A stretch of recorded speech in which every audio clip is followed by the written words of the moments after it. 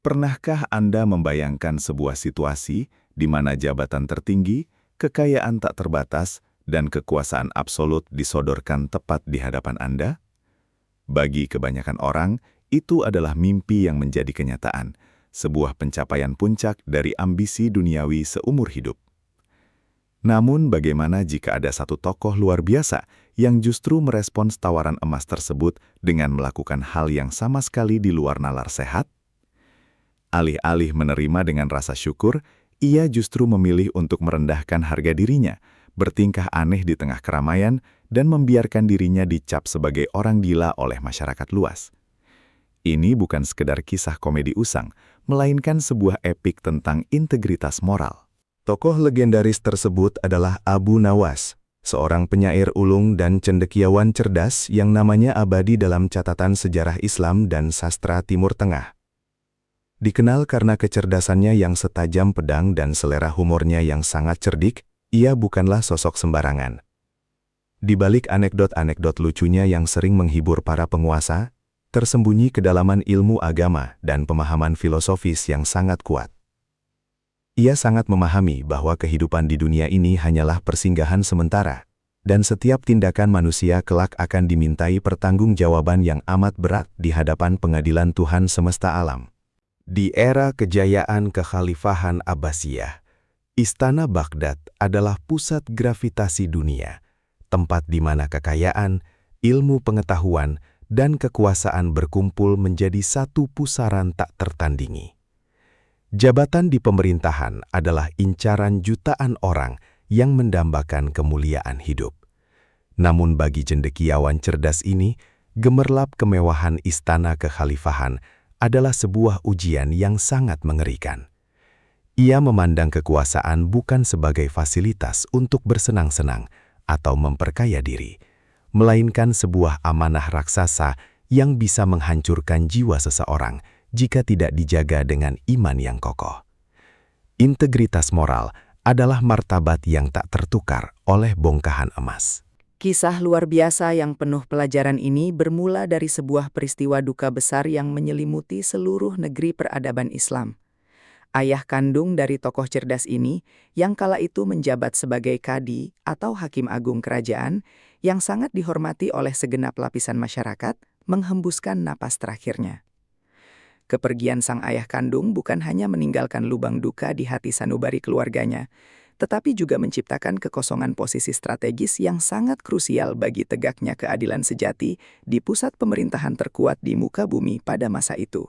Sang penguasa tertinggi, Khalifah Harun ar-Rasyid pun merasakan kehilangan yang teramat dalam atas wafatnya ulama sekaligus penegak hukum terbaik yang pernah dimilikinya. Khalifah menyadari dengan sepenuh hati bahwa mencari sosok pengganti untuk seorang hakim agung yang lurus bukanlah perkara sepele. Jabatan seorang qadhi membutuhkan jauh lebih dari sekadar hafalan literatur atau ketajaman otak biasa. Posisi paling vital ini menuntut tingkat ketakwaan yang tak tergoyahkan oleh gemerlap dunia, kearifan dalam menilik peliknya masalah sosial, dan keberanian baja untuk menyuarakan kebenaran absolut meskipun terdengar pahit. Seiring berjalannya hari, tumpukan perkara keadilan masyarakat semakin menggunung tanpa adanya seorang pemutus yang berwenang sah. Rakyat mulai gelisah karena berbagai perselisihan tak kunjung menemukan titik terang yang adil.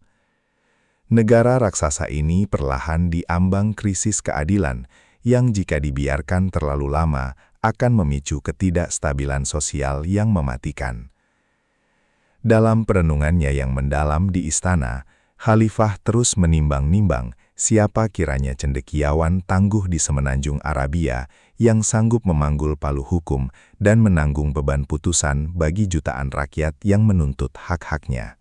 Para wazir, menteri, penasehat agung, dan petinggi militer istana dipanggil menghadap dalam sebuah sidang kabinet darurat tertutup guna membahas kandidat paling mumpuni. Ratusan nama cendekiawan besar diusulkan ke atas meja, mulai dari ulama fikih hingga ahli hukum tata negara. Namun selalu saja ada kekuraman rekam jejak yang membuat Khalifah ragu untuk menyetujuinya. Hingga akhirnya muncullah satu nama yang diam-diam sangat disegani, meski sering disepelekan karena karakternya yang penuh canda tawa di mata publik.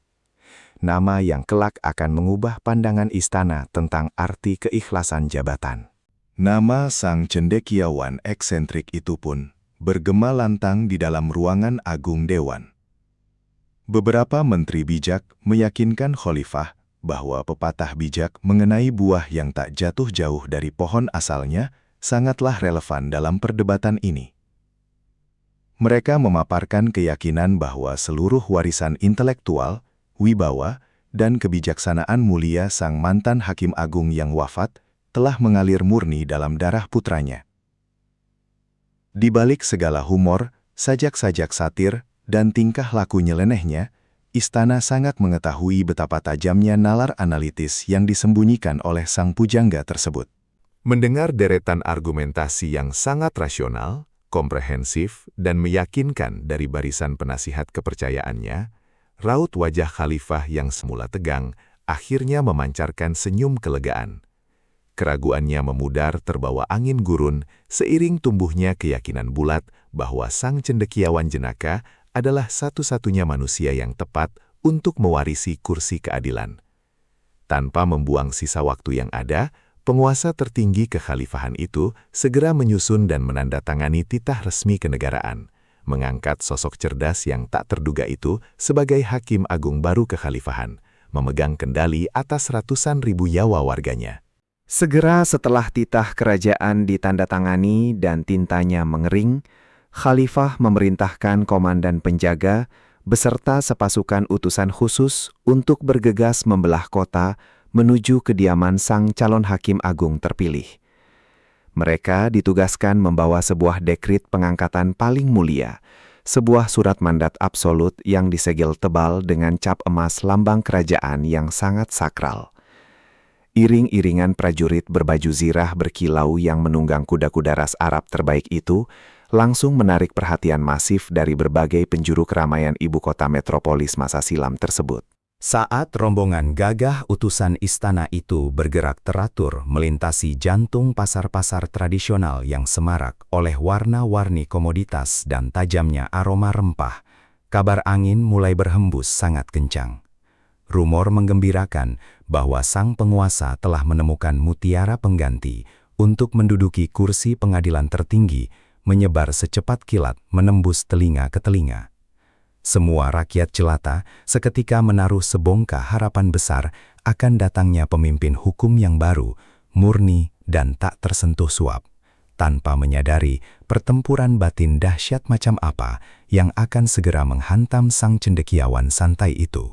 Deru tapak kuda dan suara dentingan pelindung logam rombongan pengawal megah akhirnya terhenti di sebuah gang sempit, berujung tepat di depan sebuah rumah yang sangat bersahaja, terbuat dari tumpukan tanah liat dan batu bata mengering. Tak ada gerbang besi berukir atau pilar puala megah di sana, melainkan kemiskinan yang mulia.